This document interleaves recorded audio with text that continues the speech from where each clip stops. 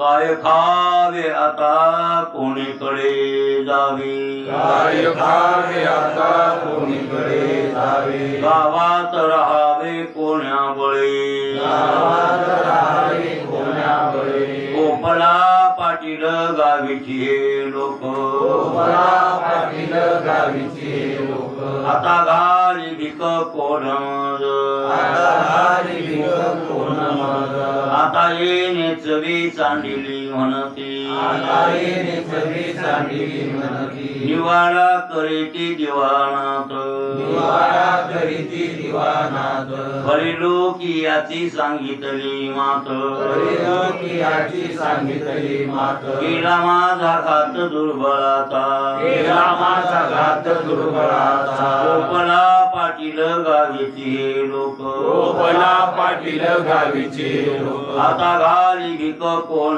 मज, आता घाली भिक कोण मज, तुका म्हणे याचा संग नव्हे भला, म्हणे याचा संग नव्हे भला, क्रोधित विठ्ठला जाऊ आता, विठ्ठला जाऊ आता, गोपाला पाटील गावीची हे लोक, गोपाला पाटील गावीचे लोक, आता घाली भिक कोण मज, आता घाली भिक कोण मज.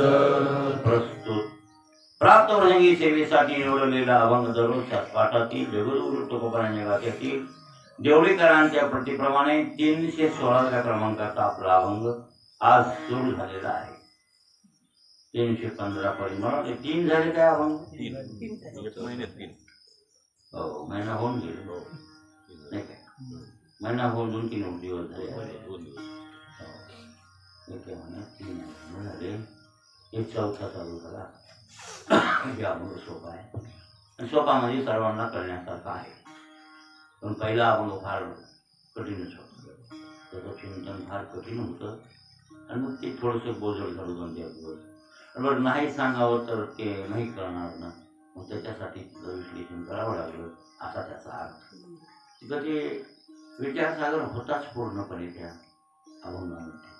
सकळ साक्षी कर्माकर्म क्रोड तुकादी उरले, हे सगळं चिंतन म्हणजे अध्यात्म आहे आणि अध्यात्म चिंतन पर अध्यात्म पद्धतीनं सांगावं लागतं, तरच कळत नाही तर काय उपयोग आहे असं होऊन जातं. त्याच्यासाठी त्याचं चिंतन करायला 2-4 दिवस गेले.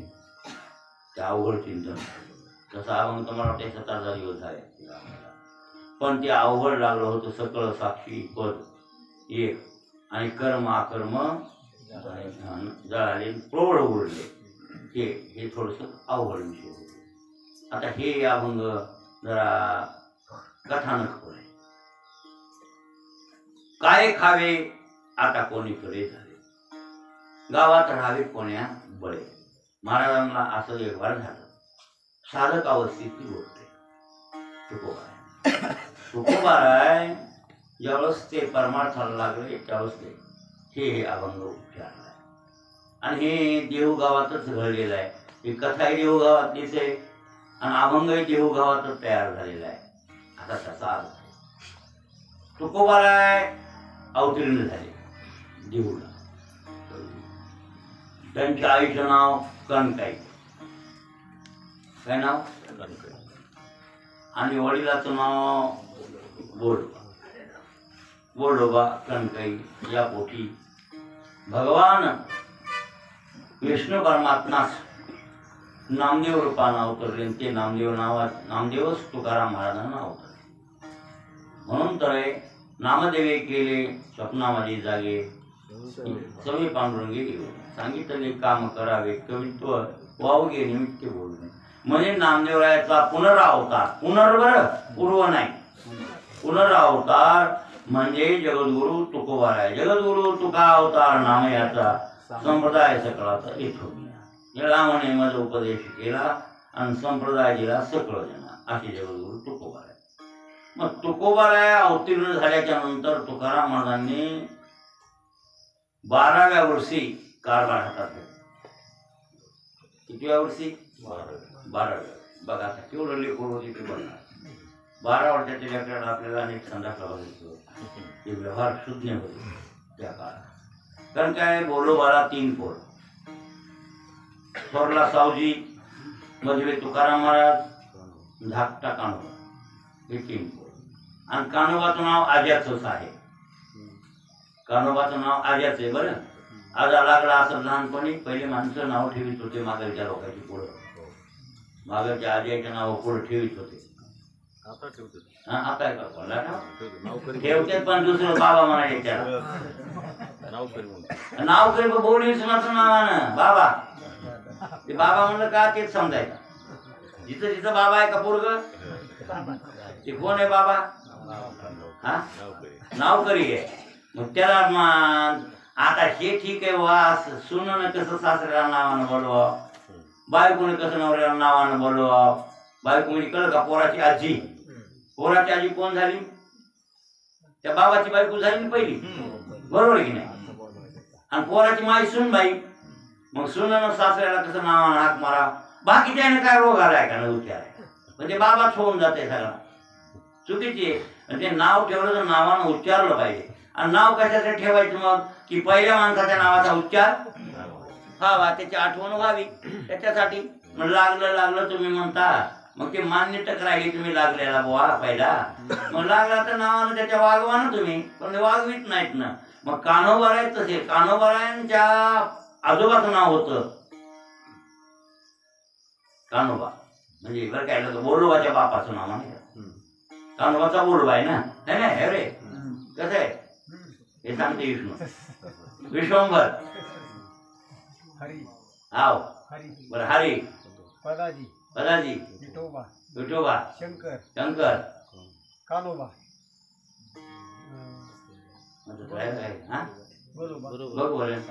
विश्वंभर. हा हा विश्वंभर हा हरी पदाजी विठ्ठल शंकर कान्होबा बोलोबा तुकोबा. बरोबर 8 पिढी आहे. विश्वंभर बाबाची 8वी पिढी तुकाराम. बरोबर आहे त्यांना सांगितले. मग आता कान्होबा कोण? बोलोबाचे बाप आहेत ना.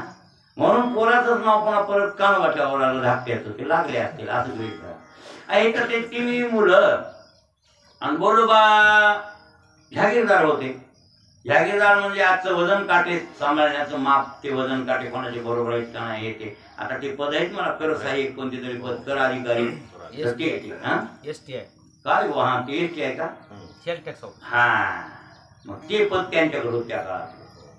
काटे वजन माप बाजारातले बघणे येते. आणि त्याच्यातून काहीतरी त्यांना ते तनखा मिळत होता ते सरकारचा. त्यातलं ते काही उत्पन्न आणि त्यांना ते मिळत होतं. असे जहागीरदार होते. कोण? बोलोबा. हां खरे हे इथले नाहीत लोक. खरे हे देहूगावचे नाही. खरं मूळ यांचं गाव आहे जावळी. जावळीचे मोरे येते. तुकाराम महाराज मोरे यार नाव आहे. उर्फ आंबिले. आंबिले नाव नाही टोपण नाव आंबिले. प्रत्येक समाजात नावं डबल पडलेली आहेत. आता बी डबल नाव आहे की नाही आपल्या? नाही डबलच नाव आहे. गणगे नाहीत नाही लोक आमच्या अवलंबर. शिंदे मूळ नाव आहे काय? शिंदे. टोपण नाव गणगे. तुमचं जोगदंडाचं नाव माने. पहिलं माने. आता झाले जोगदंड. आमचं नाव जयपाल नाही सोळंके. आम्ही मूळ सोळंके भारद्वाज होते. टोपण नाव जयपाल. तसं तुकाराम महाराज आंबिले म्हणत होते. आणि आंबले आहेत ना ते टोटणला होते ना आंबले. पण ते आंबिले नाही खरे तर ते मोरे. तरी मुळात कोण आहेत ते? जावळीचे मोरे. चंद्रराव मोरे होता ना शिवाजी महाराजांच्या काळात. त्याच्यातलंच एक घर भाऊबंदकीला कटाळलं. म्हणजे देशमुखीला कटाळलं. देशमुखात भाऊ तंटे लागले होते. देशमुखी आमचं पद आहे ते भावात आणि थोरल्या भावाकडे पद येत होतं. पहिल्या काळात पद कोणाकडं? मग थोरला एखादा भाऊ मेला तर ते दुसरे वारा साकार म्हणजे ते आमचंच हे पद आहे. भांडण करायचे. मग त्याचा जर नातू जन्माला आला ते म्हणायचं नाही खरी देशमुखी आमच्या बापाची आज्याची होती. आमचा आजा मेला आम्हाला आमचा बाप लहानपणी मेला म्हणून तुमच्या घरात आली. असं होतं की नाही? खरी देशमुखी आमच्या आज्याची या. मग आमचा बाप लहानपणी मेल्यामुळं आणि मग कोणी करत नाही देशमुख पदाला सांभाळायला म्हणून तुम्ही सांभाळली ती पदवी. खरी पदवी कोणाची आहे? नाही लागली भांडणं. भांडणात कदरले विश्वंभर बाबा. नको म्हणले बाबा काय कुठलाही नसले. ते देशमुखी पदावून गरज नाही कशाच्याहून गरज नाही. खरे तर देशमुख खानदानीतले तुकाराम. पण स्वतःला पुन्हा पाटील नांगर मुसळ हातात घेतलं. नांगर आणि बैल हे ते आणि आपली शेती करू नको म्हणले. काय उपयोग नाही, भांडण करण्यात काय मरायचे काय. म्हणून विष्णू बाबा आले कुठं देऊला, आणि देऊला येऊन वस्ती केली. आणि तिथून त्यांना उपरती झाली. नको म्हणले, संसारच नको, जरा पण पांडुरंगाची सेवा करावी. मग पंढरपूरच्या वाऱ्या झाल्या त्यांनी. कोणी? विश्वंभर बाबा.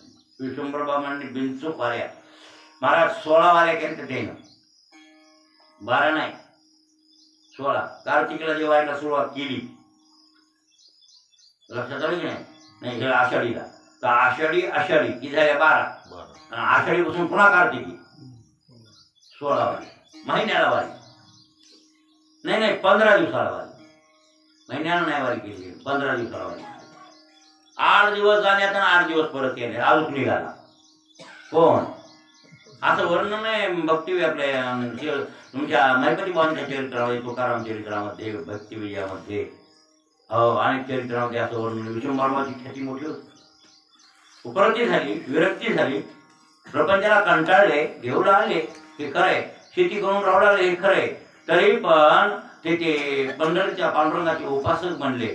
आणि इतकी उपासना केली त्यांनी, किंवा पंढरपूरला जायचं एकादशीला 8 दिवस जायला लागायचे. एकादशी दर्शन पांडुरंगाला घेतलं, शुक्ल पक्षात बी कृष्ण पक्षात बी एकादशी पंढरपुरात करायची. दर्शन घ्यायचं, द्वादश सोडली की अजून परत देवगावला एखादा मुक्काम देवला मी चालले तिकडं. मग लोक काय काय नावे ठेवणारे असतात. हे कशाला देवला येते? एक बी दिवस थांबत नाही की एक दिवस थांबला मुक्कामाला चला अजून तिकडं. हा, त्यापेक्षा तिथंच राहिले जमायचं नाही का? कुठं? पंढरपुरात. दुसरा म्हणायचा कसं बोलतोस तू, त्याला बायको सुटणं झाली. बायको सुटी येते ते 8 रोजाला, पुन्हा 15 झाला, 15 दिवसातून एक बार येते ते देऊ गावला, पुन्हा जातात तिकडं. अरे बोलणारे लोकांना काय तोंडाला हात लावा, काही बोलते लोक. पण यायला विरक्ती बांधली होती आणि मुद्दाम ते. आणि खरं तर त्याच्यामुळे काय होते, बायको हे कसं आहे बघा, आपल्याला विषयातून कसं तोडायचं अटकलीनं, ही अटकल आहे. महिनावारी तरी तशीच आहे ना, पायानं जाणे पायाने येणे, मग 17 दिवस तरी प्रपंचातून निवृत्त होते ना. लक्षात आलं की नाही? पण आता काय मोटर नवारी या, आज गेला सकाळी संध्याकाळी परत घरला, विषयातून तुटच ना. गायच्या कासाचं वाचवून सोडीच ना, गायच्या कासाला तर राहिले असं. पण विषयातून सोडण्यासाठी हे अटकली नाही तर काही गरज आहे का? मग पण पंढरपुरात राहिलेलं बरं नाही का? पण पंढरपुरात हे बायकोला सगळं घेऊन जाईल, तिथंच बसेल पुन्हा आणखी संसार करीत, काय उपयोग आहे? मग म्हणून वारी सांगितली हेलपाटे, बरोबर आहे की नाही? जा तिकडं या वापस, जा तिकडं या वापस. म्हणजे विषयातून तोडण्याचे ढंग आहे करायचं. हो, विषयानं माणसाला विषय सुटत नाही, त्यांच्यासाठी हे कुठं नाही. मग विष्णुबाबांनी निष्ठेने वारी केली, विषयाचा त्याग झाला त्यांना. आणि 16 वाऱ्या केल्यावर कार्तिकेपर्यंत, म्हणजे आषाढीपासून बघा ना, पुढची कार्तिकी म्हणली किती होते आता? आषाढीला 12 वाऱ्या, 12च्या 24 झाल्या, दर एकाला जात होती ते. आणि पुन्हा तिथून पुन्हा कार्तिकीपर्यंत, म्हणजे 16 महिने पायाने गेले. मग मात्र पांडुरंग परमात्मा प्रसन्न झाला. विष्णू आणि बाबाच्या स्वप्नात आले. बाबाला म्हणाले, तू आता थकलास, उतार वय तुला होईना, आणि तू सारखा भ्रमण इकडे येतो तिकडे जातो, इकडे येतो तिकडे जातो, बेजार व्हायला येऊ नका आता, तुला यायची गरज नाही राहिली, मी तुझ्या देवगावला येतो अशी त्या देव म्हणले. आणि आंबळ्यात आलोय म्हणले, तुझ्या आंबळ्या, त्याच्या आंबळे होते आंब्याची झाडं. आंबळ्यात आलो म्हणले, मी इतक्या फुटावर इथं मूर्ती तुला सापडेल, खोदून काढ आणि मला गावात वाजवीत आणून स्थापना कर, आणि तिथं सेवा करीत बस, तुला पंढरपूरला यायची गरज नाही. मी तुझ्या विश्वंभराच्या भक्ती स्तोप आहे, पांडुरंग देवशी आला आहे. विश्वंभराची भक्ती पाहिली आणि पांडुरंग परमात्मा कुठं आले? मी तुकाराम महाराजांनीच आणले पांडुरंगाला, असं नाही. म्हणून तर म्हणते, माझ्या वडिलाची विराची देवा आणि तुझी चरण सेवा. म्हणजे 8 पिढ्यापासून या लोकांनी भक्ती केली, तेव्हा तुकाराम महाराज पुढे वंशात जन्माला आले. हो, आणि मग ते विश्वंभरानं स्वप्न सांगितलं गावाच्या लोकांना, किंवा असं असं आहे, आणि इथं पांडुरंग परमात्मा आलेत म्हणून माझ्या मळ्यात आंबराईमध्ये. अरे कुठं आले? आंब्याच्या झाडाखाली. काय मला मिळतं, मला स्वप्न झालं. हो, चला तर बघू. मग सगळे गाववाले बाजूची ती दिंडी घेऊन गेले. मग ते आमच्याकडे हुडकू लागले. जिथं तुळशीने बुका पडलेला होता, कुठं जिथं मूर्ती होती खाली तिथं तुळशी बुका आहे, देवाचीच कला. आणि मग ती उकरून काढली मूर्ती, स्वयंभू मूर्ती बांधते देऊची बी. बरं, देऊच्या मूर्तीला एक स्वयंभू, जसा पांडुरंग विटेवरला स्वयंभू मानते तशी ती मूर्ती कोणी केली असं मानत नाही. ते आता बी ते वर्णन आहे की ही स्वयंभू मूर्ती आहे. तिथं आंब्याच्या खाली सापडली, ते देवत आले, असं असं अशी लोकांची धारणा किंवा भावना आहे. आणि मग ती मूर्ती वाजवीत गाजवीत आणली आणि ब्राह्मणाला बोलून तिची स्थापना विश्वंभर बाबांनी केली. आणि मग त्या कुळामध्ये आणि कालांतरानं ते तुकाराम महाराज जन्माला आले. आणि मग जन्माला आल्यामुळं वारसाकानं मग ती होती. आणि बोलोबाई रक्त होते. बोलोबाई वारकऱ्यांच्याच खानदानी जन्माला आल्यामुळं बोलोबानं प्रपंच केला. पण हे 3 पोरं झाले की प्रपंचाला कंटाळले. आणि बोलोबा तितके पिकले नव्हते. तितके पिकले नसले तरी उतार वयात म्हणत होते की मी म्हातारा झालो आता. बस संसार कंटाळा. पहिले म्हातारे तसे होते महाराज, शहाणे म्हातारे होते. उतार वय लागलं, आपल्या पायाचा बोट पोराच्या पायाला आला की पुन्हा काहीच म्हणायचं नाही. कळला? काहीच नाही म्हणायचं. आपला आपण प्रपंच सोडून द्यायचा आणि ईश्वर चिंतनात आपला काळ घालवायचा, धर्म कार्यात आपला काळ घालवायचा. हे पहिल्या म्हाताऱ्याचे काम. लक्षात आलं का? बोलोबाला विचारायला उपरोत येऊ लागले, नको आता ईश्वराची सेवा करायची, आता उतार वय, कशाला कुठाना प्रपंचाचा गाडा. म्हणून ती म्हणू लागले कोणाला? सावजीला. सावजी, प्रपंच बघ, तुला घाबरावं शिवाय सोडता झाला. ते माझा प्रपंच किल्ले घे आणि नटून हे तू कर वागा. बघ, सावजी विरक्त होता. सावजीचं लग्न झालं तरी पण त्याच्या मनामध्ये विरक्ती आहे. त्याला प्रपंचाची आवड नाही. आता लग्न करून फसलं. लग्न तर झालं, सोडावी येईना, धरावी येईना, अशी सावजीची स्थिती झाली. सावजीनं उत्तर दिलं, दादा मला प्रपंचाची कारभाराची गरज नाही, मी कारभार पाहणार नाही. हा, तुम्ही सांगता ते काम करतो आता जसं होईल तसं, पण मला प्रपंच नका देऊ, कारभार नका देऊ, मला नकोच कारभार. आता मग नावीला झाला. बोलोबाला तर वाटलं केलं प्रकारे कारभार आपला घेऊन. पुन्हा 2 वर्षाला तुकाराम महाराजाला 12 वर्षाची झाली. झाला तुकाराम कळता सवरता म्हणल्यावर तुकाराम महाराजाला बोलविलं आणि म्हणू लागले विश्वंभर आपले, हे बोलोबा, तुकाराम, सावजी तर कारभार बघत नाही थोरला, तू तरी हे प्रपंचाचा गाळा बघ बाबा. आता मला होईना झाले, मला पांडुरंगाची वारी करू दे, बस झाला आता, ईश्वर चिंतनात काळ घालू दे, नको आता मला उतार वय. तुकाराम महाराजांनी बापाचं बोलणं ऐकलं. बापाचा कारभार आपण घेतला. आणि मग बापानं लग्न करून गेलं तर लोहगावच्या म्हणजे काय मोठे घराण्याची पोरगी रुक्मिणी नावाची. लोहगाव त्याची पाहुणे होते. त्याची पाहुणे आहेत ना ते मराठी पाहुणे. लोहगाव म्हणजे आता विमानतळ, पुण्यातलं विमानतळ गल्ली झाली पुण्यातले. ते लोहगाव मोठं गाव होतं त्या काळात. आणि तिथं आडनाव होतं मराठ्याचं मोझे. त्या मोझ्याची पोरगी रुक्मिणी नावाची तुकाराम महाराजाला करून दिली. आणि लग्न तुकाराम महाराजांचं झालं. महाराजाकडे कारभार दिला. मग कारभार महाराजाकडे दिल्यावर महाराजांनी कारभार कसा केला? सोख नव्हे नव्हे, इतकी दक्षता होती त्यांची. ते कोजन काटे सांभाळणे, शेती बघणे, बैल ढोर म्हशी गाई ह्या सगळा व्यवहार व्यवस्थित हातीत होते. ते पाहून सगळे लोक तोंडात बोल घालू लागले. म्हणजे बोलोबाच्या पोरानं सगळा कारभार ओढून आणला. म्हणजे बोलोबापेक्षा कारभार ओढून आणला. काय प्रपंच सुधारला, नेटका प्रपंच करायला पोरगा, हुशार निघाला पोरगा. लोक न वाचतात हो संसारात बी पोराला. संसारिक लोक बरं काय, कोणते लोक? संसारिक लोक नटतात. चांगलं पोरग निघालं का नाही, काय पोरग हो करण्यात, काय पोरग हो, काय पोरग हो, असं सगळ्याला भूषण वाटू लागलं. वा म्हणले बोलोबाचा पोरगा लई हुशार निघाला. आणि तसे होते बी महाराज. प्रगल्भ बुद्धी होती महाराज. कमी दिमागाचे नव्हते ना ते, सुपर लोक होतं. मग सगळं व्यवस्थित कारभार व्यवस्थित करू लागले. कारभार प्रपंच चाललेला आहे शुद्ध व. पण त्याच्यात बायको दम्याची निघाली. तिला आता दमा, जेवणपणी दमा लागला वाटेको. आणि एक बघत बघत पोरग तिला झालं. त्याचं नाव ठेवलं संतोबा. संतोष नाव ठेवलं. हो काय नाव? संतोबा नाव ठेवलं, संतोष नाव ठेवलं. मग ते पोरग झालं. पण ती दमा विकार. मग गोळ्या औषध ते तिला ते लागत होते. बोलोबाच्या मनात खंत वाटायला लागली, काय पोरगा सूर आहे हो.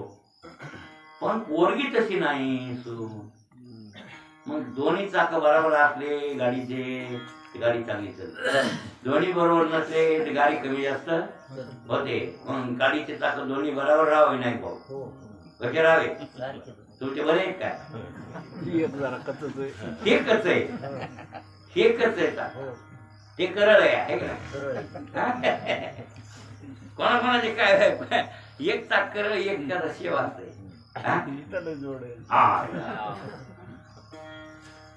कस आहे बरोबर आहे चाकण? हा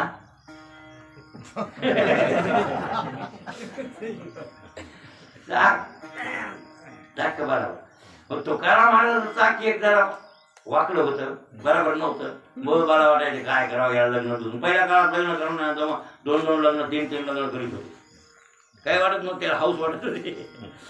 तुकाराम महाराजांच्या मनात नव्हतं लग्न करावं म्हणून, पण जे बापाला काय तुकाराम तुझी बायको नाही जड बाबा, मग तुला दुसरीच करून द्यावं पाहिजे. महाराज एक महिन्यात 2 महिने काय करावं आता, वडिलाच्या मनात यायले काहीच नाही. हे एक बार गोळी फुटली की लोकांना कळल्याशिवाय, म्हणजे तुकाराम महाराजांचा बाप लग्न दुसरं करणार आहे असं कळत कळत कळालं सावकाराला पुण्यातल्या.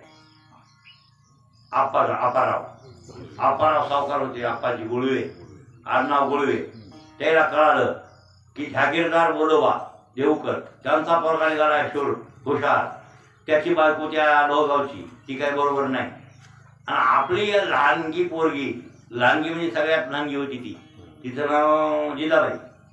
तिला ती लहानगी असल्यामुळं आवडीची असल्यामुळं आवडीच म्हणत होता बाप. हे आवडे इकडे आवडे इकडे, त्या आवडीची झाली आवली. तुकाराम महाराजांनी आवडीच म्हणावं. मग ते आवडे, मग आपली आवडी लहानगी पोरगी देऊन टाकावी तुकारामाला असं वाटलं. पण आप्पाजी गुळव्याला, आणि आप्पाजी गुळव्या गेला देऊळला, पुण्याहून 15-20 किलोमीटर अंतर गेले. आप्पाराव आले, त्या काळात जाहीर सावकार होते, सगळ्या इलाक्यात पैसे वाटीत होते. त्याची परिस्थिती हे जागीरदार, मग काय जोडत लागला ना. आले आप्पाराव आल्यावर बोलोबाला आनंद वाटला, या आप्पाराव कसे आले, बसा बसा. मग गोड पाणी केलं, हे केलं, चहा झाली त्यांची, बसा बसा. मग तुमच्याकडून मुद्दाम आलं, वराचं लग्न करायचं म्हणा मध्ये. ते बोले हो करावं म्हणालो, पोरगी जरा दुसरी निघाली हो, का तिला काही होत नाही काम धंदा, औषध गोळ्या रोज जीन्स करती पोरगी, म्हणून लग्न करावं वाटेल. मग आपली पोरगी बघा, पसंत पडली तर लग्न देतो करून, येतो बघायला. पुन्हा हे गेले बघायला बोलोबा. तुकारामाचा संबंध नाही ह्याच्यात, आणि पहिला संबंधच नव्हता. होता हे की साहेब तुमचं कसं आहे? आमच्या काळापर्यंत म्हणजे तुमच्यापासून सुरू झालं काही काय नव्हतं, पहिल्या काळात पोरग बघायला नव्हतं, काही नाही, जायचंच नाही. बापानं पास केलं ते वागवायचं, हे नाही कसं होत? तुमचं कसं होत? बापानं पास केलं खरं नाही, खरं हे कसं बापाला पटलं का पटलं पहिलं तसंच होत. महाराज बोलवा गेले, पोरगी पटली, पोरगी सुंदर बी होती, चंचल वगैरे तापड होती पोरगी, तशी हुशार केली. बोलवाला पटले ना, पोरगी तुकारामाची तापड जमला गड्या जोड. आणि ठरलं लग्न यथाशक्तीला लग्न लावू. आता 2 बायका गळ्यात आलतात तुकारामाला, झाला सुरू प्रपंच. तुकारामाला दक्ष होत. ह्या सगळा आनंदान चाललंय. पण देवाने विचार केला, एवढा मोठा बुद्धिमान भक्त ह्याच्यात जर अडकून ठेवला तर जगत उद्धार कोण करतो? बरोबर आहे की नाही? आणि जगत उद्धाराचं कार्य इथंच राहणार, हे गाथा तयार होणार होता ना आपल्यासाठी. म्हणून या भक्ताच्या संसारात बाधा आणावी असं कोणाला वाटलं? देवाला. आणि देवानं नियतीला पाठविलं. नियती म्हणजे बा नियतीच कोणाकडे, आणि सांगितलं याच्या संसाराचा जरा धिंगाणाचं. मग काय महाराज संसाराचा धिंगाणा म्हणून कोणी? देवानंच केलं खेळ. का संसार जर गुंतला संसारात तर मग देव संसारात गुंतू देत नाही म्हणजे तुकारामाला. देवाची टिपून करावे वाटुळे. स्त्री द्यावी गुणवंती तरी गुंतून बैसेल आशा, या लागी कर कशा करून ठेवी. देवळ भक्ता लागी करुणेची संसार, अंगे वारावार करून ठेवी. स्त्री यावी तरी अंगी काय स्त्री यावी गुणवंती तिथे गुणते आशा म्हणून कर्कशा करून ठेवी धन द्यावे तरी अंगी भरेल टाटा या लागी करंटा करून ठेवी हे अभंग आहे तुकाराम महाराजांच्या मुखातून निघालेला पुन्हा आशिष आणि ती नियती खेळाय आली म्हणतात बघत बघत बाप मेला बाप मेला बाप मेला की माय गेली माय बाप गेले आता काय महाराजांना धक्का वाटला बापाचं छत्र वाटत होतं सावली वाटत होती की बापाचा माझा आधार वाटत होता ते आधारच गेला काय बघत बघत थोरल्या भावाची बायको मी थोरली भाऊजी ती मेली की ते सावजी उदास झाला सावजीला आधीच प्रपंच नको होता बायकोन अडकलत ते होतं विरक्त जे तीर्थयात्रा कराय सावजी गेला तर आणखीन आला त्याचा पत्ताच नाही कुठेही सावजी आत्ता पुस्तोर पत्ता नाही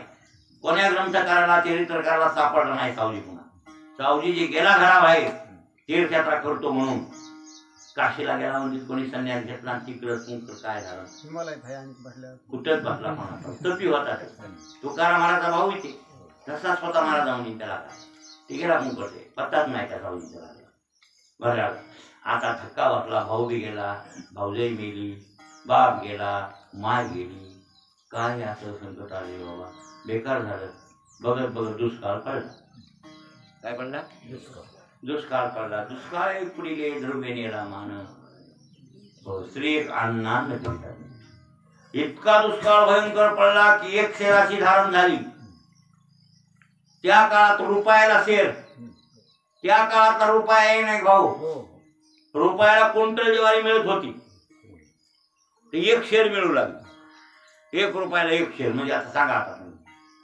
केवढी महागाई झाली म्हणजे क्विंटल ज्वारी येते तिथं 2 किलो ज्वारी यायला लागली रुपयाला अशी पंचायत खायला मिळणार लोकांकडे गेलं तिकडं लोकांकडे अडकलं शेतात काही पिकलं नाही आणि मग तुकारामाचं दिवाळ निघाले दिवाळा निघाले हो मातेरा संसाराचा मातेरा झाला काय शिल्लक राहिलं सगळं येणं बुडालं तिथली तिथं सगळं मग टायमाला गरिबी आल्यामुळं थोरल्या बायकोला औषध गोळ्या टायमाला लागत होत्या त्या औषध गोळ्या मिळाल्या नाहीत खायला भाकरी नाही 2 रोज चूल पेटना अशी परिस्थिती ओढवली अशी परिस्थिती बेसुमार झाल्यावर तुकाराम महाराज परिस्थितीला घाबरले पूर्वावस्था काय करायला पाहिजे कसं करायला पाहिजे चिंता वाटत आणि ती बायको मिली थोरली बायको मिली हो स्त्री एक अन्न करिता मिली ना अन्न करिता ती थोरली बायको मिली तिच्या अपराध पर झाली ती मिली तिचं पोरग संतोबा तुकाराम महाराजा जीव होता त्या पोरावर थोरलं पोरग होतं थोरल्या बायकोचं संतोबा ते बी गेलं महाराज झाले उदास आता आवलीला झाले 1-2 पोरं विठोबा महादेव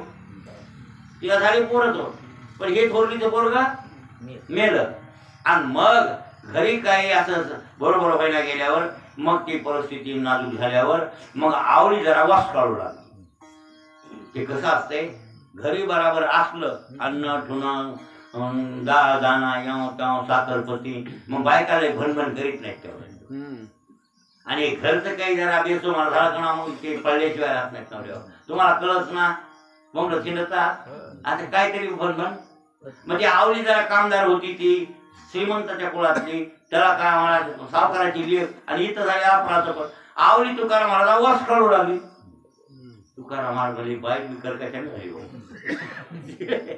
कशी झाली कशा मिळाली काय करायला पाहिजे आता महाराज उदास झाले तुकोबा आहे आणि मग तुकाराम महाराजांनी काय संसाराचा कायमचा फाटा द्यायचा असं करण्यात त्यांचे जवळजवळ 20 वर्ष होत आले 12 पासून 20 7-8 वर्ष कारभार केला बघा तुकोबा वयाच्या 20व्या वर्षी मात्र तुकाराम महाराज पूर्ण उदास झाले आणि मग म्हणू लागले विठले हे चित्त प्रपंचापासून आणि वमन ते म्हणे पैसे माझी मदत झाली आणि महाराज विटलं चित्त प्रपंचातून विटलं नाही उठलंच आणि मग तुकाराम महाराज गेले भंडाऱ्या डोंगरावरून भामचंद्या डोंगरावर तिथं भामचंद्या डोंगरावर तपश्चर्या करून आणि 14व्या दिवशी साक्षात्कार झाला पांडुरंग त्यांना भेटला तिथून पुन्हा विरक्ती. आता ते सगळं चरित्र सांगायला आपल्याला ते 7 दिवस संपत नाही, ते एका दिवसात काय सांगा असं तुकाराम महाराजांनी.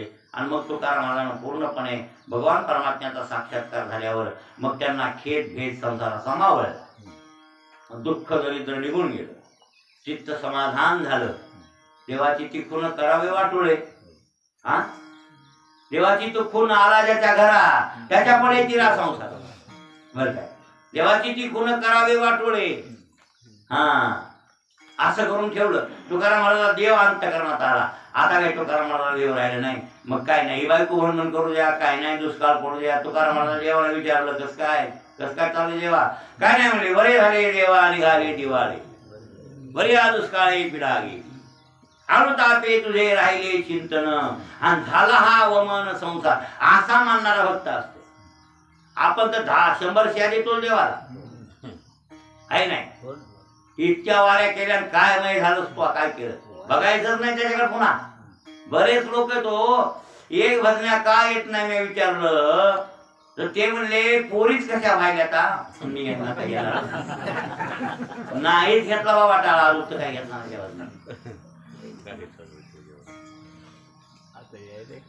काय काय तर पोरी कशा राहिल्या आणून घ्या. चांगली चाल म्हणत होत, गती उभा राहिला. आता चालीवरच गेलं. चालीव गेल्यामुळे याला कळालं नाही. महाराज असे नमुने बघायला मिळते तो, हे असे नमुने. आता त्या संसाराचा त्या काय संबंध आहे पोरे? पहिलं प्रारब्ध भोगावं लागलं की नाही भाव आपल्याला? का त्याच्यासाठी वारीस सोडून द्यावं का? विश्वासच नाही देवावर आपला. हा, आता तुकोबा राहिला उलट बरं झालं वाटलं. काय म्हणजे पुढच्या चरणात त्या ध्रुवचरण अनुतापे तुझे राहिले चिंतन. बरोबर आहे, संसाराचा धिंगाणा झाला म्हणून माझ्या मनात अनुताप झाला, आणि अनुताप झाला म्हणून तुझं चिंतन मला राहिलं. आणि जर संसार ठाकठीक राहिला असता तर मी त्या संसाराच्या विचारात तुला विचारितच नव्हतो ना. कळलं काही नाही भाऊ? मी इकडं धिंगाणा झाला तिकडं लागत आहे, चिटकत आहे कनेक्शन. मग बरं झालं का वाटलं झालं? हा, पण आपण मात्र कदरून काहीतरी शिव्या देतो देवाला, ती मूर्खपणाचं लक्षण ठरतंय. पण तसे होते तो कोवार आहे, बरे झालेच म्हणून लागले. बरे झाले देवा बाईल कर कशा, बरा हा ओळखा जगामध्ये. बरं झालं म्हणजे बायकोकडे कसा दिली, चांगली दिली असतीस तर चुलीला पाय लावून तिथंच बसलो असतो. कोणापाशी? बायको बशी. आणि बायकोला बोलण्यात देवाला बोलणंच होत नाही. हे जे बायकोला बोलत बसणारी माणसं ते कोणाला जास्त बोलत नाही. तिथे देवच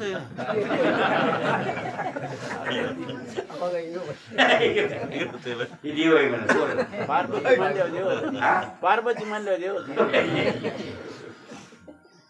काय महाराज महाराज नाही, बरोबर आहे की नाही? बायकोच्या लोलुपतेतली माणसं येत ना, तुम्ही आणखी कवाय बघायचं इकडे येत नाही. इकडे जाऊ द्या हो, बाहेर कोणाला बोलत नाही, टप्यावर येत नाही. आणि आले तरी ते इथं चित्त घरातच असते. जरा चित्ती कोणा आवाज येतो सोबती तरी म्हणजे अरे बस के नाही नाही कोण आलाय इतकं जणू काय तरवेत कुत्र्याला येऊ येऊ मला हिंदी घाल. हे तसा हात चौका कुत्रा केला, कुत्रा हात चौका. बायकोने काय केला?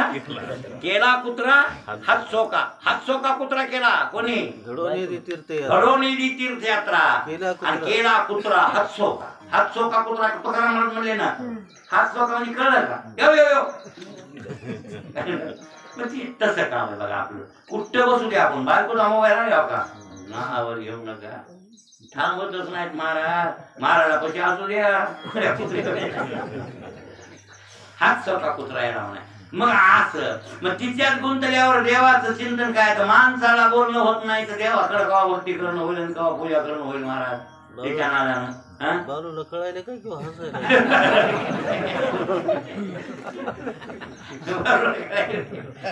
नाही बालू जरा बरा आहे तितका नाही तेव्हाच करते माणूस. बालू तितका नाहीच, तितका लोक तितका नाहीच, तेव्हा झाकतच नाही माणूस. आणि तितका झाकला असा रोज जेव्हा इथे येतच तिच्यापाशी जेवत बसत रोज जेव्हा इथे. हे बी बरं घ्यायला बाई पारलात बी इतका वाच करायचा बरं यायला नाही तर येत नाही तर बायकोच्या संग जेवणारी इकडे काय देते ना आमच्या संग गोड लागते का ते? तिथं गोड लागणार. इथं पदार्थ असू द्या आणि तिथं तुकडे असू द्या. कुठं? घरी. पण तेच गोड लागते. बरोबर आहे ना? माऊली म्हणला म्हणा जा जायचो तो तरी येत नाही हो. त्याला विरक्ती लागते थोडी तरी. ते थोडा बरं आहे देखील. बरं झाकत नाही ना. आम्ही तवा तोडतो मला थोड्या पावला तोडतो. जास्त काय ना बघा माझ्यापाशी 2-4 भाई माणूस घ्यावं. कोण्या ढंगात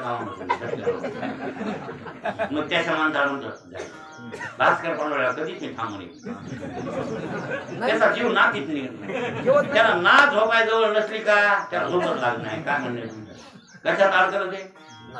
नातीत अडकलं. फक्त भास्कराला बायकोच नाही तेवढं नाही बघ. नाही तर सगळं रस्त्यात फिट आहे. एवढी उगच मला वाटतं आशाची बायको जेव्हा काम हरली असं त्याला भांडवत वाटायला जाऊन पडला. काय पाहिजे होतं तुला? एवढा आवडीचा संसाराचा माणूस आहे त्याची बायको त्याला ठेवायला पाहिजे होती. उगच जर तारख्या संसारात घेऊन गेला असतो आहे की नाही? हा त्याला गरज नाही तिची. त्याची मेरी तरी जमती की मला नाही. आता गरज आहे का? समजा ज्याला बायकोची गरज राहिली का नाही मग आशाची बायको जिती काय मिळली काय? पण देवाला कळत नाही. आता पण तसं नव्हे. तुला गरज असू नसू तिचं आयुष्य शिल्लक असलं कसं मारली आणि तिचं आयुष्य संपल्यावरती मारल्याशिवाय काळ आहे ते त्याला काय. पण तसं नाही. हे विनोदाचा हात चाललाय की महाराज संसार बायको मेल्याने सुटत नसते. बायको सोडल्याने सुटत नाही. हा बायको सोडली म्हणजे संसार सुटला असंही नाही. म्हणून ज्ञानवाराने एक आव्हान केलाय का सया सांडीशी ग्रस्त असं आहे केवळ मग वेगळी तिची आव्हान वाचून पाहली कळत. बायको सुटली बायको बद्दल इथं असं ती इथं बसल्या आहे. जर असं तर उपयोग काय सोडण्याचा मतलब तिथंच राहिलं बरं जवळच असं म्हणले कोण? ज्ञानोबा. सोडायची तर पूर्ण त्याग कर. काय बायको मेल्यानं संसार पोर तिकडे तर मी पोरापैकी नाही यानं संसार सुटला असं कोण म्हणता येईल? नाही नाही नाही. अंतकरणातून सुटायला पाहिजे. कशातून सुटावा? अंतकरणातून सुटावा. अंतकरणातून सुटला का मग जमलं. मग काय नाही महाराज. मग ग्रहारी कागवे ते काही न लगे ते जावे जे घेते झाले स्वभावे जे नाही म्हणून त्याला घरदार सोडण्याची सुद्धा गरज पडणार नाही. त्याला काय गरज सोडून जंगलात जायची गरज आहे? हे आसक्तीदार कृती. तुकोबाईला आसक्ती थोडी राहिली नाही महाराज. काही नाही महाराज सगळा परमार्थच करू लागले. आणि मग आता मिरच्याचा व्यापार नाव उकळून ढवकळून हे सगळं चरित्र म्हणण्यासाठी 15 दिवस लागेल. त्याला काय करता आपण मूळ मुद्द्यावर येऊ. काय खावे आता कोणीकडे जावे. हे प्रसंग आल्यावर महाराजांच्या मुखातून अभंग निघाला. ते केव्हा निघाला हे सांगतो तुम्हाला. महाराजांना असं केलं मग ते मिरच्याच्या व्यापार आणि आवली होईल तेवढं पुन्हा प्रपंचात गुंतवायचा विचार करीत होती. तिच्या बापाकडून 200 रुपये तिनं घेतली होती उसने की पुन्हा मिरच्या आणायला. की त्यांना दिले. तुम्ही व्यापार तरी करा काहीतरी उद्योग केला पाहिजे आणि आपल्याला कसं मग नाही खायला कसं आणि प्रपंच लेकरं बाळ बघ असं ती जरा आणि बायाची जात माणसाला खिचिती काय गुन्हा जास्त संसाराची आसक्ती स्त्रीच जास्त आहे पुरुषापेक्षा. आणि तिच्या नवऱ्याला आपल्या प्रपंचात वडायचा विचार करते. पण हे वडायसारखा राहिलाच नव्हता ना. कोण?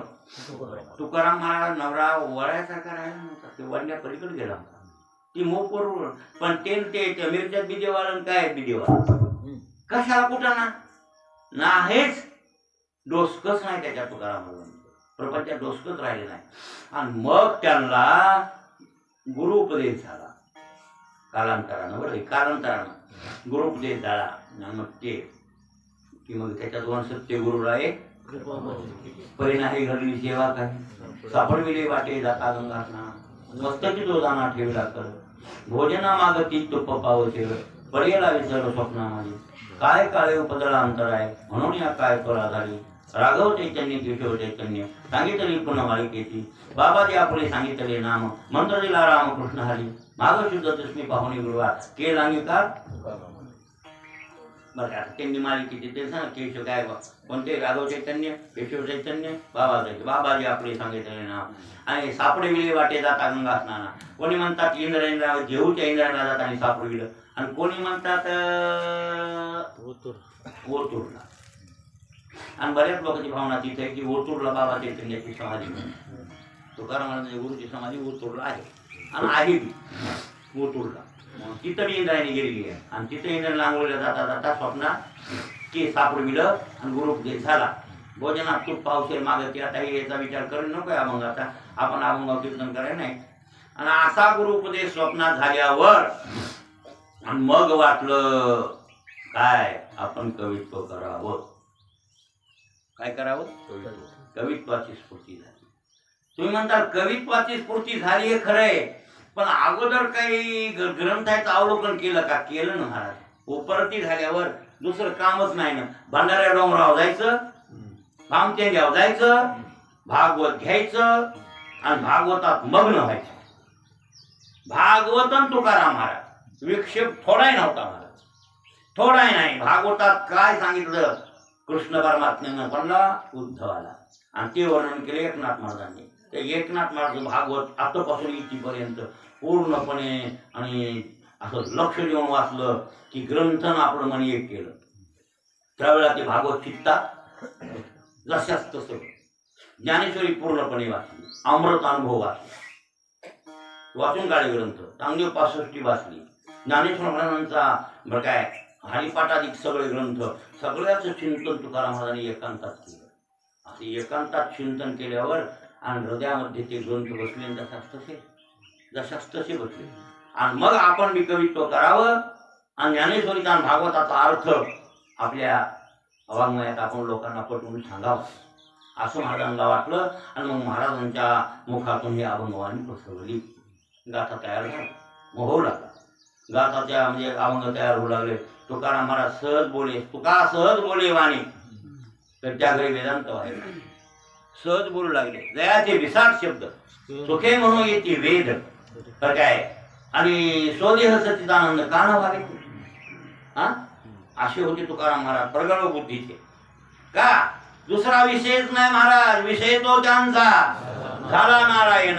नावडे जनधन माता पिता, काही नाही आता, फक्त देवाशिवाय काही नाही आता, असं चित्तात बसल्यावर मग काय सहज बोलू लागले. तर तिथे वेद येऊ लागला. वेदातले अक्षर उमटू लागले. शास्त्र, वेद, पुराण मुखात जशाच तसे उमटू लागले. महाराज असं सुंदर काव्य चाललेले. लोक कीर्तनाला वाढत राहिले, येऊ लागले. काय गोड कीर्तन सांगते तुकाराम महाराज, काय गोड. संध्याकाळी मिळाल्या मग त्यांना सुट्टी मिळाली. धाकटा भाऊ कानोबाई त्याला विरक्ती झाली.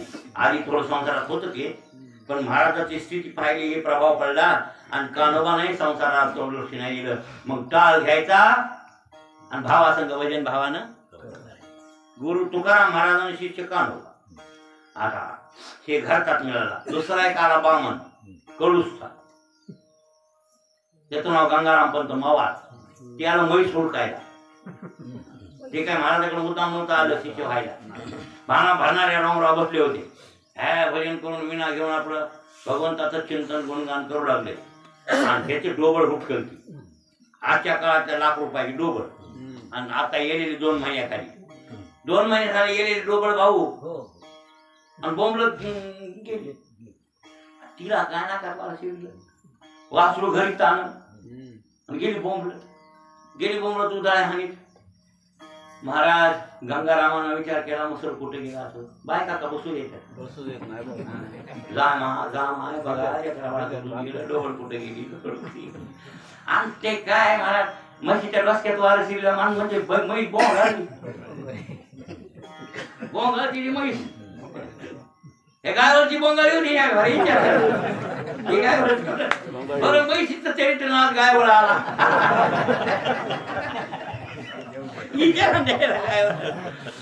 हा ह्याच्यापाशी शेतात दुधाचा धंदा केला. ह्या मग गायवर आला. 4-5 रोड होत्या मस्त ह्याच्यापाशी. एक खालीवरी शिंगारी होती. भलती कासन हे भलती दुधाची म्हैस. त्याला भेटू लागले म्हणा लोक. आकाश पाताळी चांगली नाही मग एक सिंग खाली आणि काहीतरी घेणारे लोकांनी बड्डी सुरू केली. हे नानासारखे व्यापारी का नाही पहिला धरला गेला की बेपार.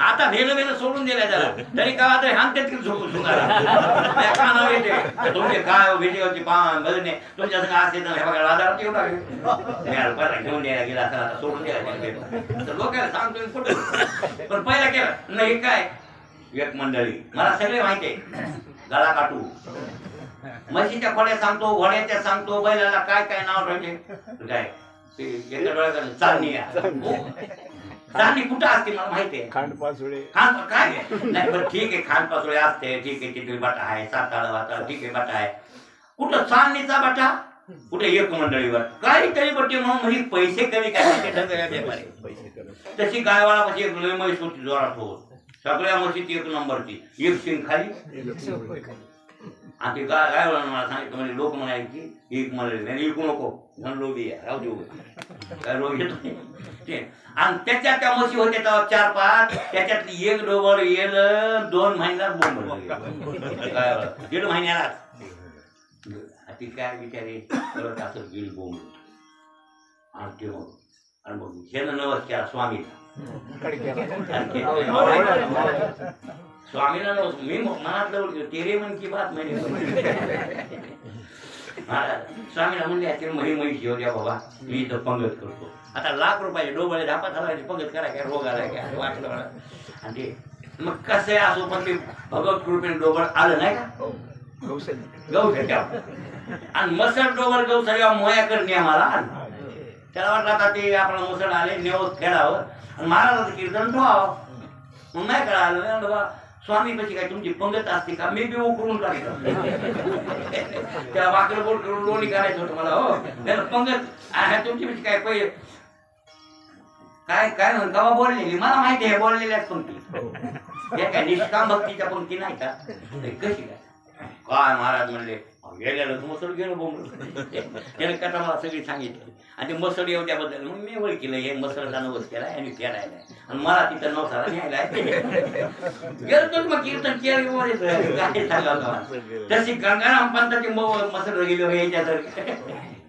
आणि गंगाराम हुडकायला म्हैस हा हुडकायला महाराज इकडं हुडक तिकडं हुडक त्या गावात त्या गावाला 4 रोज झाले भाकर नाही पाणी नाही कुठं काय मिळते बाहेर गावाला कुठं जेवायचा कुठं नाही असं उपाशी तपाशी हुडकायला बामण होत परीक्षण झालं आणि हुडकीत देऊळ आल्यावर देऊळ बघितलं देऊन चला म्हणा डोंगरावर गेला डोंगरावर गेला त्या आजच्याला मसाला म्हणून तिथं काय त्या मसाला आल्या त्या डोंगरावर त्या टेकड्यावर महाराज बसले होते मस्त भजन करू लागले आणि ते आपल्या आनंदात होते भजनाच्या तिथेही गेलं गंगाराम गेल्यावर महाराज बसले होते भजन करून घेऊन असे आणि ते आपले तंदुरीत होते तरी त्याला हाक मारायचे ओ महाराज नव्हते मानावर महाराज आपले भजन करू लागले तरी पण ह्याला दमच निघा की डोबड गेले ना महाराज त्यानं खुब्याला हाणलं कोणाच्या बघा आता संसारिक लोक काय विचारते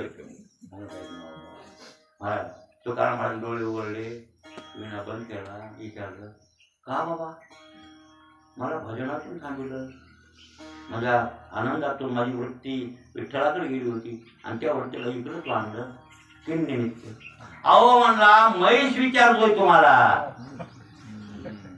म्हणजे माझी म्हैस चुकली हो इथं दिसली का डोंगराव कालपासून का आलती का डोबळी माय घरी असं म्हणाले तुम्हाला ते म्हणले महाराज मला म्हशीत बघायच्या म्हणजे तर देव सोडून डोंगराव काय मला म्हशी गावात कमी होते का इथं मुद्दाम एखादा आलो मग महाराजाला ओळख केलं हे रंजित झाले संसारानं काही गांजले संसारानं गांजले गेलं झाले महाराजांना ओळख केलं मग महाराज म्हणले कुठले तुम्ही ते मला कडूसता काय नाव आहे गंगाराम पंत गंगाराम पंत म्हणजे बामण्याला म्हणजे पंत मवाळ आडनाव आहे काय झाली घटना मला सगळी सांगा 4 दिवस झाले महाराज 1 लाख रुपयाची मसळ दूध देत होती भांड काय सांगावं म्हणले आणि कसं झालं गेलं माय तरी गेली 4 दिवस झालं हुडकायलोय पाणी पिलं नाही भाकर नाही खाल्ली महाराज मसळ लेकरा वाळात गेलं काय सांगा अवघड झालं डोळ्याला पाणी आलं बरं कोणाच्या गंगारामाच्या मग महाराज एक पहा आणि बघा ज्याच्या अंत्यकरणात जसं असते तसं सांगते बरं काय त्याचा दोष नाही त्याच्या अंतकरणात डोबळ आहे, ह्याच्या अंतकरणात पांडुरंग आहे. असा मेळ आहे हे. तुकाराम महाराज म्हणले काय गंगाराम, इतका देवाचा धावा जर बिन उपाशी तापाशी केला असता, अन्ना पाण्या वाचून तुला पांडुरंग मिळाला असता, काय नाव्याला लागला डोबळच्या बाळ, आयुष्य फुकट चालत होती. कोण म्हणले? महाराज. महात्म्याच्या शब्दात पावर आहे आणि त्याच बी अंतकरण शुद्धी आहे. लक्षात आलं का? मागाच्या जन्माचं पुण्य आहे बरं. एकाएकी उपरती होती काय समजा, इथे काट्या हाणल्या निघणा की लोक. हा, त्याची म्हणजे भूमिका तयार आहे. आणि गुरु कसा श्रेष्ठ झटक्याला त्यानं विचार केला. काय म्हणाले की बुवा 4 दिवस उपाशी तपाशी राहून मसल हुडकायला तितका छंद वंचिता लागला, तितका देवाचा लागला तर देव मिळेल असे महाराज काकुळशीनं बोलायले. त्या महाराजाचं खरंय. असं पटलं पडला लय बेजार केलं म्हणला महाराज मशीनं. आणि अशा म्हणजे अवस्थेत जर देव मिळत असेल तर मी देवाचा शोध लावतो आणि तुमच्यापाशी राहा, मला देव मिळवून द्या, देव दाखवा. तुकाराम महाराज म्हणजे का मिळणार नाही? तुला देवच मिळवून दे. हरकत नाही म्हणले महाराज, आता घरला जाणेच नको. होते का आपल्याला भाऊ एवढं? बसल उठ काय आली बसले महाराजापाशी जाऊन? हा होय नाही वर. पण तुकाराम महाराजाच्या शब्दातली पावर आणि त्याचे अंतकरण शुद्धी मागलची भूमिका तयार आहे. निमित्त काहीतरी महाराज नाही जायचं म्हणला घरला, तुमच्या संगतीत राहून भगवत प्राप्ती करतो. ब्राह्मणच होता बिचारा. तुकाराम महाराज म्हणले ठीकच असते, गुरु पाव अंतकरण बघ. तुकाराम महाराज म्हणले गंगाराम तू म्हैस आली. आली कुठं? घरी. आणि रवंत करीत बसली. बघा सर्वज्ञ की नाही हे ब्रह्मांडातलं करते ह्या बोला. म्हणजे तुझ्या कळूसला तुझ्या घरी गोठ्यात म्हैस आली, रवंत करीत म्हणजे रोज करीत बसली. या मला इथून दिसायली आणि तिथून दिसली. कोणला? महाराज ईश्वर नव्हते का? मग आली म्हणली एक बार जा बघून ये. गंगारामाला नका नका नका लय बेजार केलं डोळून. नाही बरं जाऊ दे. अरे मी म्हणालो घरी आली, खरं का खोटं एवढं तरी बघून ये ना. जाय डोळ्याला बघून ये एक बार बघून. म्हणजे याचा अर्थ गेल्यावर ही विरी येतय का नाही? इथं आला विरक्ती, आपण तिथे गेल्या आसक्ती. असत होतंय का बघू. ही परीक्षा बघायची होती गंगारामाची. आणि खरा वीर घरला जाऊन आला डोबडाला बघून की मग पक्का झाला. त्या डोबडाला नाही, गावाले नाही हो, गिणीमध्ये डोबडाला बघून आला की पक्का झाला हो. म्हणून घरला धाडले. या महाराज म्हणजे जाय गंगाराम ऐक जाय घरला. नगवून लागला तरी महाराजांना बोलत धाडण गंगाराम घरला आला. आला आला घरला बाबा. आणि त्या डोबड्यानं बघितलं आणि त्या शिंगावाल्या काय रोज गवत टाकलेलं, मालकाचं गवत असतं खाल्लेलं. वरच आस्तिक जनावर ज्ञान ऐकून केलं त्याला बघितल्या पण. आणि त्या मशीनं व्हायकून केलं की मधल्या मशीनं व्हायकून केलं. ती म्हणली माय आला काय नवरा. तिनं बघितलं माय कालच मुसडी म्हणून बसलो तुम्ही कुठे गेलता तेव्हा हाय त्याला धरून काय द्यायचं. कालच म्हैस आली आपली. हा तुम्ही कुठे हिंडायला होय म्हणले. मसोड हुडकीत गेलतो, हिंडायला गेलतो का? हा यायल्यासारखं आली. हो आली. आता तुझा मी नाही आता आता काय अशी बोलायची. येऊन जवळ आली त्याला काय गाड्याला पडायचं काय रडायचं नाही काय नाही. प्रपंच बघ लेकर बाळा तू सांभाळ. मला जातो माझ्या गुरुकडे आणि चिंतन करतो देऊला. आता मला यायचं नाही घरला. आता तू बघ मला ईश्वर चिंतन करू दे. डोबड्यानं 4 दिवस उपाशी मारले आणि तितकं उपाशी मेल्या घेऊ मिळत काय बघ नाही हे या प्रपंच. महाराज ती कितीतरी काकुलती येऊ लागली. कोण बायको रडू लागली तरी पण त्यानं मोजलं नाही. तुकाराम महाराज आला म्हणजे खरा पट्टी आहे. तुकाराम महाराजांना ओळखीलं आणि सांगितलं तुकाराम महाराजांना कोणला गंगारामाला गंगाराम आता मी अभंग सांगणार आणि तो लिहायचे. तू लेखनी ट्रेनेस तू लिहायचे आणि मी तुला अभंग लेखक पहिला हे. आता कानोबा एक भजन्या दुसरा भजन्या गंगाराम झाला बरं काय. होत होत 14 होते ती भजने पक्के. आता चला आपला टाइम संपला 5 मिनिटं आगावला. हा मग गंगाराम संसार आलं आणि गंगाराम म्हशीपासून वापस आला. भाऊ हे लक्षात ठेवा त्या म्हशीकडे झाला नव्हता. घरच्या तिकडे झाला होता. एकंदरीत तुकाराम महाराजांची पार्श्वभूमिका आता जवळ आहे आणि तिथून तुकाराम महाराज आणि ही अभंगमुखातून निघाला. इथपर्यंत तुम्हाला आम्ही सांगतो ना महाराजांना काव्य केलं ह्या लिहिलं कोणी कोणी तसं महाराजाचे लेखक दोन आहेत बरं, गंगाराम पंत मवाळ आणि संताजी तेली जगणारे चाकण, हे दोन त्यांचे लेखक आहेत. हे नसला तर ते नसला तर हे असा त्याचा